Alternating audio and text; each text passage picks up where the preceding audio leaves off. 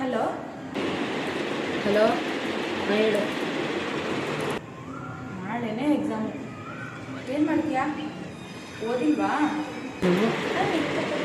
ಇಲ್ಲ ಇಲ್ಲ, ನಾನು ಓದಲ್ಲ. ನಾನು ನಾಳೆ ಬೆಳಿಗ್ಗೆ ಓದ್ತೀನಿ.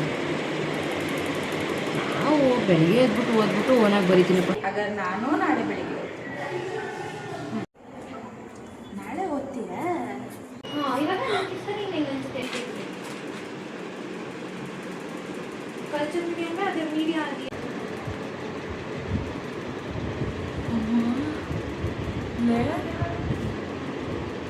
ಓದಲ್ಲ ಅಂತಂದರೆ ಈಗ ಆಲ್ರೆಡಿ ಓದಕ್ಕೆ ಸ್ಟಾರ್ಟ್ ಮಾಡಿಬಿಟ್ಟಿದ್ಯಾ?